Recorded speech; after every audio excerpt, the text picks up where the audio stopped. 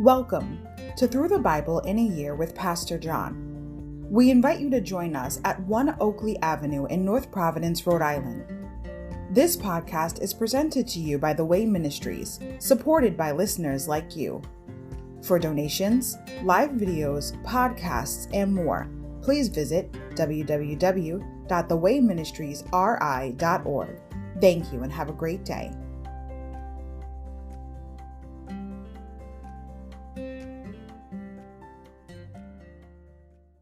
Hi, everybody. Welcome to Through the Bible in a Year with Pastor John.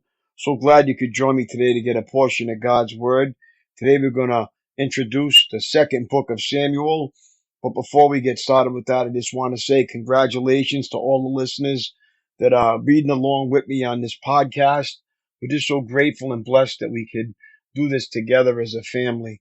We're just grateful for that. Just want to remind everybody that we are listener supported. And if you can support us, you can visit us at www.thewayministriesri.org. And on the homepage, there's a donate button. If the ministry is blessing you and you can help us out, we greatly appreciate that. Okay, so I just want to say congratulations and keep on reading and God will bless you. I'm going to introduce the second book of Samuel and we'll get started. 2 Samuel, Introduction. The book of 2 Samuel chronicles the remarkable 40-year reign of King David, a man who lives at the halfway point between Abraham and Christ, about 1000 BC. David's triumphs and successes bring Israel to the very zenith of their power, but his all-too-human weaknesses become a national scandal, leading to rebellion within his own family and temporary exile for himself and his court. Through it all, David seeks God zealously and confesses his sins promptly. Vital statistics. Author, uncertain. Some have suggested Nathan's son Zabud and the prophets Nathan and Gad. Date written, uncertain, perhaps around 930 BC, not long after David's reign, 1050 to 970 BC. Purpose: to record the history of David's reign, to validate the Davidic dynasty, and to depict David as the ideal example of good leadership. Themes: prosperity under David, ideal leadership, justice, consequences of sin. Day 84, March 24th, 2 Samuel chapters 1 to 4. David, King of Judah. Overview. 2 Samuel continues the narrative of 1 Samuel and chronicles David's rise to prominence as Israel's leader. After mourning the deaths of Saul and Jonathan, David assumes the throne as king over Judah, but Saul's dynasty is not to be replaced without a fight. Ishbosheth, Saul's son, claims the throne of Israel, initiating 7 years of bloody civil war, intrigue, defections, assassinations, suspense, rival factions, and rebellions. When at last the opposition has been quelled, David rules as king over a united kingdom. Chapter 1, David weeps, mourning Saul's death. Chapters 2 and 3, David wars. Chapter 4, David wins, fighting Saul's house. Insight: Tears of David. 2 Samuel 1:11. Deep mourning for Saul came from the people he had hated and persecuted most severely. Chapter 1 verse 11. Compare this to Jesus grieving over the city of Jerusalem just days before its inhabitants would nail him to a cross. Matthew chapter 23 verses 37 to 39. Insight: stronger and weaker. 2 Samuel chapter 3 verse 1. Chapter 3:1 says that David's house grew stronger while Saul's became weaker. To prove the point, the next few verses describe David's abundant offspring through multiple wives. Chapter 3 verses 2 to 5. This was in contrast to the decline of the house of Saul, whose would-be successor, Ishbosheth, experienced the humiliation of losing a concubine to his top military leader. Chapter 3 verses 6 to 8. 2 Samuel chapter 1. David learns of Saul's death. After the death of Saul, David returned from his victory over the Amalekites and spent 2 days in Ziklag. On the third day, a man arrived from Saul's army camp. He had torn his clothes and put dirt on his head to show that he was in mourning. He fell to the ground before David in deep respect. "Where have you come from?" David asked. "I escaped from the Israelite camp," the man replied. "What happened?" David demanded. "Tell me how the battle went." The man replied, "Our entire army fled from the battle. Many of the men are dead, and Saul and his son Jonathan are also dead." "How do you know Saul and Jonathan are dead?" David demanded of the young man. The man answered, "I happened to be on Mount Gilboa, and there was Saul leaning on his spear with the enemy chariots and charioteers closing in on him. When he turned and saw me, he cried out for me to come to him. 'How can I help?' I asked him. He responded, 'Who are you?' 'I am an Amalekite,' I told him. Then he begged me, 'Come over here and put me out of my misery, for I am in terrible pain and want to die.' So I killed him," the Amalekite told David, "for I knew he couldn't live. Then I took his crown and his armband, and I brought them here to you, my lord." David and his men tore their clothes in sorrow when they heard the news. They mourned and wept and fasted all day for Saul and his son Jonathan, and for the Lord's army and the nation of Israel, because they had died by the sword that day. Then David said to the young man who had brought the news, "Where are you from?" And he replied, "I am a foreigner, an Amalekite who lives in your land." "Why were you not afraid to kill the Lord's anointed one?" David asked. Then David said to one of his men, "Kill him." So the man thrust a sword into the Amalekite and killed him. "You have condemned yourself," David said, "for you yourself confessed that you killed the Lord's anointed one." David's song for Saul and Jonathan. Then David composed a funeral song for Saul and Jonathan, and he commanded that it be taught to the people of Judah. It is known as the Song of the Bow, and it is recorded in the book of Jasher. "Your pride and joy, O Israel, lies dead on the hills. Oh, how the mighty heroes have fallen. Don't announce the news in Gath. Don't proclaim it in the streets of Ashkelon, or the daughters of the Philistines will rejoice, and the pagans will laugh in triumph. O mountains of Gilboa, let there be no dew or rain upon you, nor fruitful fields producing offerings of grain. For there the shield of the mighty heroes was defiled. The shield of Saul will no longer be anointed with oil. The bow of Jonathan was powerful, and the sword of Saul did its mighty work. They shed the blood of their enemies and pierced the bodies of mighty heroes. How beloved and gracious were Saul and Jonathan. They were together in life and in death. They were swifter than eagles, stronger than lions. O women of Israel, weep for Saul, for he dressed you in luxurious scarlet clothing and garments decorated with gold. Oh, how the mighty heroes have fallen in battle. Jonathan lies dead on the hills. How I weep for you, my brother Jonathan. Oh, how much I loved you, and your love for me was deep, deeper than the love of a woman. Oh, how the mighty heroes have fallen. Stripped of their weapons, they lie dead. 2 Samuel chapter 2. David anointed king of Judah. After this, David asked the Lord, "Should I move back to one of the towns of Judah?" "Yes," the Lord replied. Then David asked, "Which town should I go to?" "To Hebron," the Lord answered. David's two wives were Ahinoam from Jezreel and Abigail, the widow of Nabal from Carmel. So David and his wives and his men and their families all moved to Judah, and they settled in the villages near Hebron. Then the men of Judah came to David and anointed him king over the people of Judah. When David heard that the men of Jabesh Gilead had buried Saul, he sent them this message: "May the Lord bless you for being so loyal to your master Saul and giving him a decent burial. May the Lord be loyal to you in return and reward you with his unfailing love, and I too will reward you for what you have done. Now that Saul is dead, I ask you to be my strong and loyal subjects, like the people of Judah who have anointed me as their new king." Ishbosheth proclaimed king of Israel, but Abner, son of Ner, the commander of Saul's army, had already gone to Mahanaim with Saul's son Ishbosheth. There he proclaimed Ishbosheth king over Gilead, Jezreel, Ephraim, Benjamin, and the land of the Asherites, and all the rest of Israel. Ishbosheth, Saul's son, was 40 years old when he became king, and he ruled from Mahanaim for 2 years. Meanwhile, the people of Judah remained loyal to David. David made Hebron his capital, and he ruled as king of Judah for 7.5 years. War between Israel and Judah. One day, Abner led Ishbosheth's troops from Mahanaim to Gibeon. About the same time, Joab, son of Zeruiah, led David's troops out and met them at the pool of Gibeon. The two groups sat down there, facing each other from opposite sides of the pool. Then Abner suggested to Joab, "Let's have a few of our warriors fight hand to hand here in front of us." "All right," Joab agreed. So 12 men were chosen to fight from each side. 12 men of Benjamin representing Ishbosheth, son of Saul, and 12 representing David.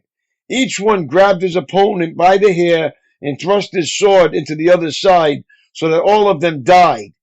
So this place at Gibeon has been known ever since as the Field of Swords. A fierce battle followed that day, and Abner and the men of Israel were defeated by the forces of David.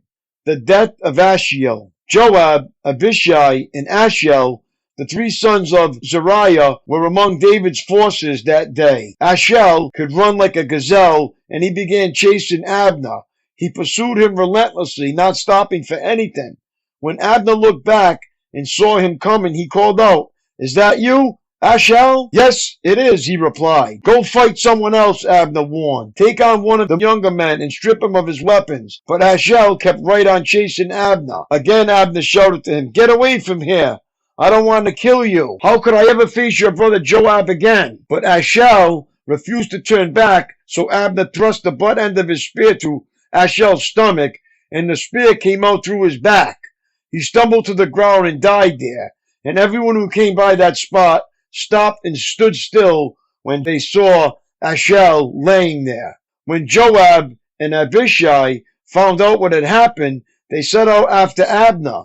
The sun was just going down as they arrived at the hill of Ammah near Giah, along the road to the wilderness of Gibeon. Abner's troop from the tribe of Benjamin regrouped there at the top of the hill to take a stand. Abner shouted down to Joab, "Must we always be killing each other? Don't you realize that bitterness is the only result? When will you call off your men from chasing their Israelite brothers?" Then Joab said, "God only knows what would have happened if you hadn't spoken, for we'd have chased you all night if necessary." So Joab blew the ram's horn, and his men stopped chasing the troops of Israel. All that night, Abner and his men retreated through the Jordan Valley.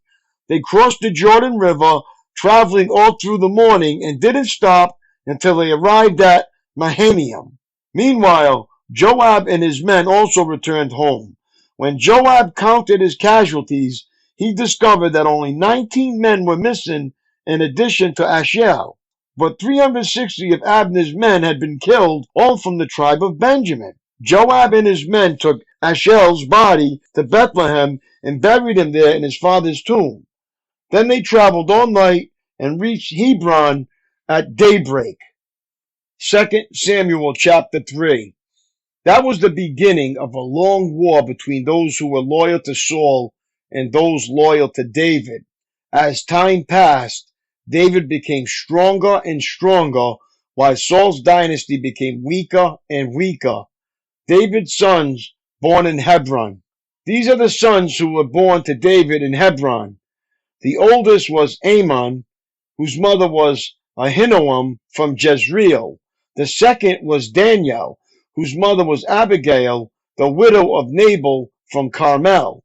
The third was Absalom, whose mother was Maacah, the daughter of Talmai, king of Geshur. The fourth was Adonijah, whose mother was Haggith. The fifth was Shephatiah, whose mother was Abital. The sixth was Ithream, whose mother was Elgah, David's wife.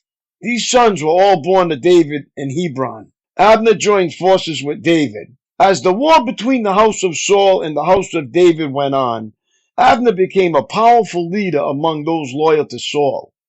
One day, Ishbosheth, Saul's son, accused Abner of sleeping with one of his father's concubines, a woman named Rizpah, daughter of Aiah. Abner was furious. Am I some Judean dog to be kicked around like this? He shouted. After all I've done for your father Saul and his family and friends by not handing you over to David. Is this my reward, that you find fault with me about this woman? May God strike me and even kill me if I don't do everything I can to help David get what the Lord has promised him. I'm going to take Saul's kingdom and give it to David. I will establish the throne of David over Israel as well as Judah, all the way from Dan in the north to Beersheba in the south. Ishbosheth didn't dare say another word because he was afraid of what Abner might do. Then Abner sent messengers to David saying, "Doesn't the entire land belong to you? Make a solemn pact with me, and I will help turn over all of Israel to you." "All right," David replied, "but I will not negotiate with you unless you bring back my wife Michal, Saul's daughter, when you come." David then sent this message to Ishbosheth, Saul's son. "Give me back my wife Michal, for I bought her with the lives of 100 Philistines." So Ishbosheth took Michal away from her husband Paltai, son of Laish. Paltai followed along behind her as far as Bahurim, weeping as he went. Then Abner told him, "Go back home." So Paltai returned. Meanwhile, Abner had consulted with the elders of Israel. For some time now, he told them, "You have wanted to make David your king. Now is the time. For the Lord has said, I have chosen David to save my people Israel from the hands of the Philistines and from all their other wicked enemies." Abner also spoke with the men of Benjamin. Then he went to Hebron to tell David that all the people of Israel and Benjamin had agreed to support him. When Abner and 20 of his men came to Hebron, David entertained them with a great feast. Then Abner said to David, "Let me go and call an assembly of all Israel to support my lord the king. They will make a covenant with you to make you their king, and you will rule over everything your heart desires." So David sent Abner safely on his way.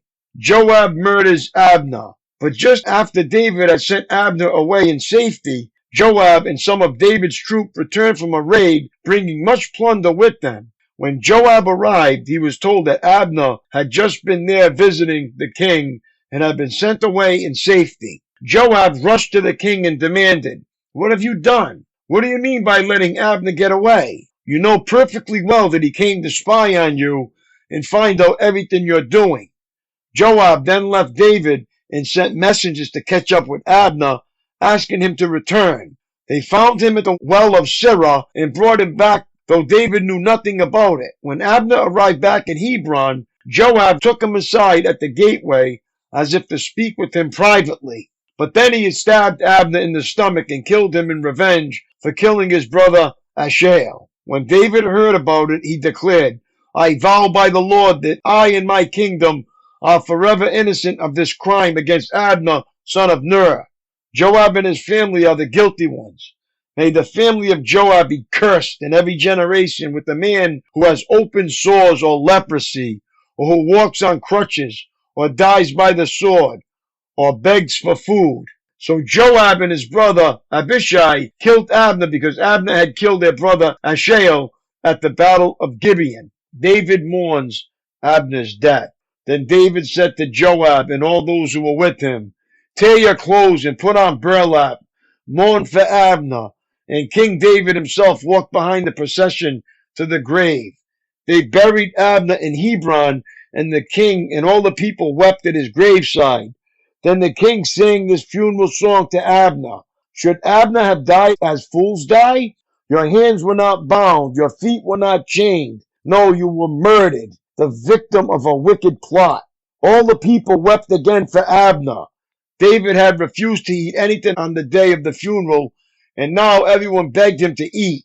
But David had made a vow saying, "May God strike me and even kill me if I eat anything before sundown." This pleased the people very much. In fact, everything the king did pleased them. So everyone in Judah and all Israel understood that David was not responsible for Abner's murder.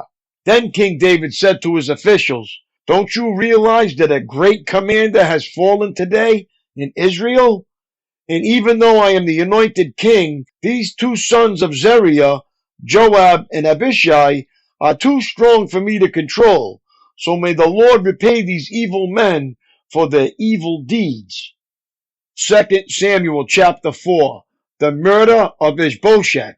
When Ishbosheth, Saul's son, heard about Abner's death at Hebron, he lost all courage, and all Israel became paralyzed with fear. Now there were two brothers, Baanah and Rechab, who were captains of Ishbosheth's raiding parties. They were sons of Rimmon, a member of the tribe of Benjamin, who lived in Beroth. The town of Beroth is now part of Benjamin's territory because the original people of Beroth fled to Gittim, where they still live as foreigners. Saul's son Jonathan had a son named Mephibosheth, who was crippled as a child. He was 5 years old when the report came from Jezreel that Saul and Jonathan had been killed in battle. When the child's nurse heard the news, she picked him up and fled. But as she hurried away, she dropped him, and he became crippled. One day, Rechab and Baanah, the sons of Rimmon from Beroth, went to Ishbosheth's house around noon as he was taking his midday rest. The doorkeeper who had been sifting wheat became drowsy and fell asleep. So Rechab and Baanah slipped past her. They went into the house and found Ishbosheth sleeping in his bed. They struck and killed him and cut off his head. Then taking his head with them, they fled across the Jordan Valley through the night. When they arrived at Hebron, they presented Ishbosheth's head to David. "Look," they exclaimed to the king, "here is the head of Ishbosheth, the son of your enemy Saul, who tried to kill you. Today, the Lord has given my lord the king revenge on Saul and his entire family." But David said to Rechab and Baanah, "The Lord who saves me from all my enemies is my witness. Someone once told me Saul is dead, thinking he was bringing me good news. But I seized him and killed him at Ziklag. That's the reward I gave him for his news. How much more should I reward evil men who have killed an innocent man in his own house and on his own bed? Shouldn't I hold you responsible for his blood and rid the earth of you?" So David ordered his young men to kill them, and they did. They cut off their hands and feet and hung their bodies beside the pool in Hebron. Then they took Ishbosheth's head and buried it in Abner's tomb in Hebron. My daily walk. Look up Matthew chapter 12 verse 25 and thoughtfully read it twice. Now ask yourself these two questions. How was this verse proven true in Israel during David's reign? And what does this verse mean in my home? In David's day, many individuals were striving for positions of leadership and power. Some would even scheme, kill, or change sides to fulfill their personal goals. The result was instability, uncertainty, and death until the nation was united under one head. Many activities compete for your attention: television, clubs, family activities, civic functions, church meetings, all demand your time and energy. In many homes, the result is confusion, frustration, and lack of focus or unity. Families, like nations, function best when they operate under one head. Hold a family council to talk about leadership in your home. Spend some time looking at Bible passages dealing with headship in the home.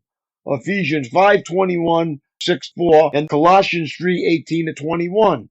Then select a family goal for the coming week, something that will honor the Lord and benefit each family member. The family altar would alter many a family. That's all for today, my friends. It was great reading along with you. Have a great day. God bless, and I will see you tomorrow, Lord willing. Peace.